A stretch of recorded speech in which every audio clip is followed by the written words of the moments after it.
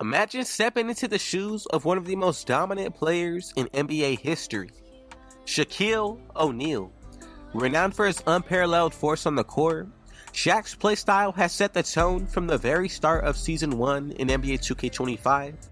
Whether you're contending with inside centers, paint enforcers, or paint mashers, or any other type of post scorer, encountering this type of playstyle is inevitable in NBA 2K25, and crafting the perfect center transcends from honestly maximizing strength and post control. It really demands a deeper understanding not only of just the attributes this year, but which attributes to enhance the most and which ones to leave behind. And really that does determine the way that you're going to play this year. So today, I'm introducing to y'all what I believe to be the most dominant Shaquille O'Neal build possible in NBA 2K25, and throughout this gameplay, we're going to be going over every single aspect of this build, from the attributes and also what I think is making this one the best post scorer in NBA 2K25 on next gen. So before we move any further, I just gotta say thank the Lord above, King Jesus, for another day and another opportunity. Comment down TG for thank God and where you're tuning in from, so I can definitely be sure to get back to you with the response. And if it's your first time coming through, be sure to hit that sub button if you're new. Smash that like button, turn on post notifications to be a part of the rich family. So let's get into the breakdown of this video. This year, Shaq's playstyle honestly is something that you're going to be coming across pretty much in every game mode. I would say it's the dominating meta amongst inside centers, and you know, it's pretty crazy to witness that inside centers are starting to become, you know, really comp builds this year, not only in wagers but even in tournaments and any type of setting that you're going to be playing in. I do remember a time where poppers were the #1 build, but now the meta has honestly pivoted more towards the post scoring side, and especially when it comes towards the lineups that you're seeing in the rec, the pro-am, even in some of these tournaments and wagers, you know, I've seen more post scorer lineups than I've actually seen guard. Now, as far as for being able to dribble this year, I feel like so many people have given up just because of how overpowered post scoring is, and I could say there's definitely many ways to stop it. I've personally, you know, I'm embracing the meta shift. You know, I think it kind of changes not only the dynamic of NBA 2K25, but just a community as a whole and how we actually have to go about strategizing the way that we play. And with archetypes like this, you know, I've actually ensured that I want to be able to still shoot mid-range shots. You know, that's an important factor. And yet the core of this build really resides inside of that post move.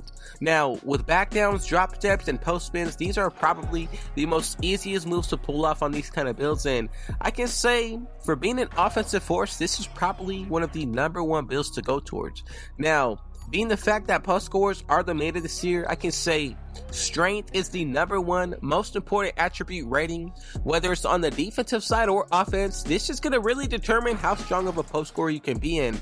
I can say when it comes towards a Shaquille O'Neal build, you got to put this all the way up to a 99, or at least find some way to maintain it. Now, not only does this attribute allow you to turn up on that offensive side, but this one on that defensive, it's going to allow you to be one of the most elite rim protectors. I've used this build in a lot of competitive areas, and you know, I can say as far as for the offense as a whole, even with a pass accuracy of an 80, it really makes you one of the best threats on the floor at all times. Even when it comes towards being double teamed, this build is well equipped enough to be able to really get past that and still score. I can say that when I'm running center on this build, my presence is always known on the court, and defensively, this build really does excel in protecting the rim, and also rebounding isn't the strongest, but you can definitely snag some boards, and positioning, I would say, is the most important factor. And you know, it really gave me an idea to try to be a little bit more of a unique post scorer, being able to pretty much do a little bit of everything. That's something that you don't see out of every big man that is a true post scorer, and that's exactly what I captured with this build today. You know, some of the best things about this build is that you're actually going to be able to maintain standing elite contact dunks. That's going to be crucial, and with the fact that you can also get some of the normal dribble animations, if you want to shoot for pro, that is a good option. I would really consider that. But you're also going to be able to pretty much get, you know, the best animations for the post scoring. Even when it comes towards that offensive side as a whole, the jump shots, the bases, and releases, you're going to be able to get a good amount of them. And even when it comes towards the passing styles, you know, this build has everything and more just to be able to get just that. Now, as far as for being an inside center, I can say this is one of the best. And, you know, To be able to play a little bit like the meta on both sides, whether it's a 6'10 build or a post score, you know, I've experienced both sides, and I would say that it's pretty enjoyable once you are winning games, and especially if you're able to do it right, it can pretty much become unstoppable. And I would say that's exactly what Shaquille O'Neal was all about, being a dominant force.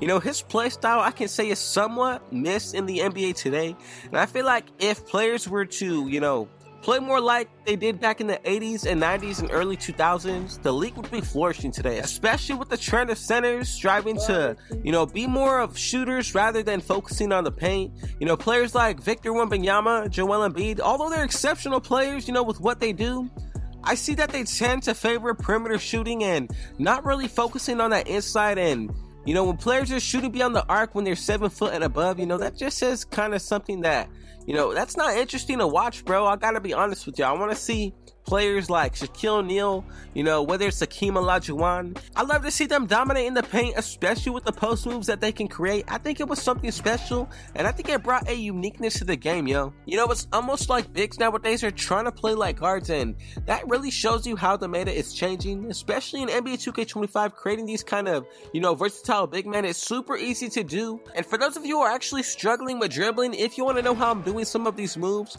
I will be sure to put a little pop-up card as well as a dribble tutorial with a link down below in the description, so be sure to check out both of them. And you know, I really just want to say thank every single one of y'all for supporting. You know, I've taken this build into the rack, the 5s, and scoring as a post scorer is honestly pretty easy this year, especially with, you know, the way that paint defense is. You know, you're pretty unstoppable if you get the correct attributes equipped. I can say honestly, I've even noticed that a lot of big men really aren't putting too much towards that defensive side. There's some key attributes that you really want to focus with. Now with this build, I can say that it's really not a challenge when playing on it. You know, with this build, some of the best badges that I look to go for on that defensive side were going to be Gold Paint Patroller and Immovable Enforcer. Go ahead and add in the plus 10 or 15 put towards that Great Wall Takeover, and this is going to allow you to get that 99 in. It makes a huge difference both on that offense and defensive side, but specifically when it comes towards post scoring, your efficiency just shoots up, man. I'm telling you,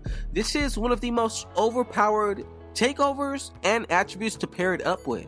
Now, I do prefer to use Great Wall. Not only does it allow you to get that 99 strength, but it's really one of the easiest takeovers to get maxed out. And I can say that when I use this build, it's one of the biggest advantages that I have over most other players. And that is one of the main things that does allow me to play exactly like Shaquille O'Neal.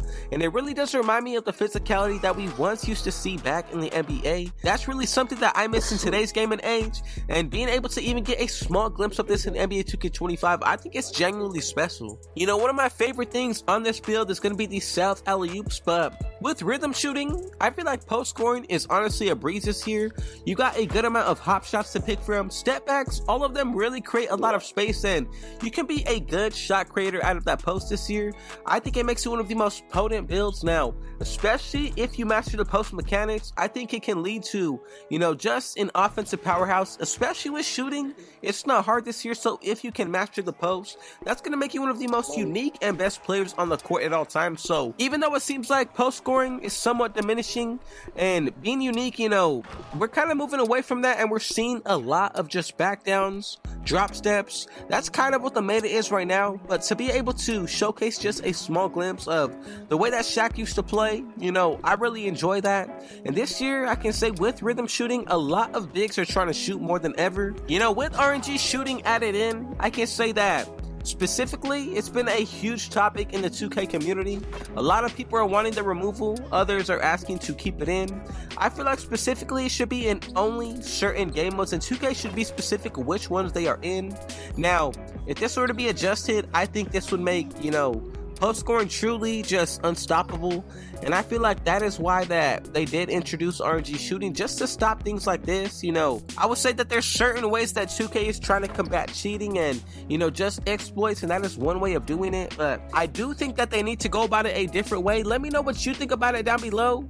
Now, with this build, I can say it's not just about the strength, but realistically, this build is going to be able to control the tempo of the game both on that offense and defensive side, whether it's, being dominant down below in the post or disrupting under the rim and disrupting passes. That is something that is definitely capable of this build. This one really has the power to do everything from get those normal dribble animations. Also on top of that, those elite standing contact dunks are going to be special. So I encourage y'all to try to experiment with a different build. And playing on a post scorer this year, I can definitely say that it is something that is unique. It does take some time to learn, but once you get down the moves that you like, I'm telling you, you're going to be one of the most dominant forces on the court at all times. Even with being able to learn how to shoot off of your jumpers, that's going to be even more special. There's so many different things to learn, but I think it's only going to enhance your game at the end of the day.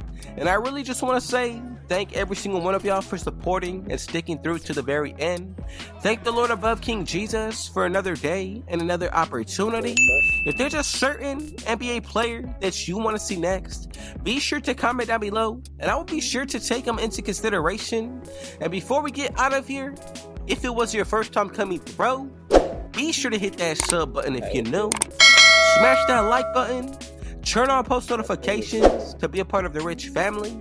And last but definitely not least, with all that being said though, I got one last thing to say. Rich out.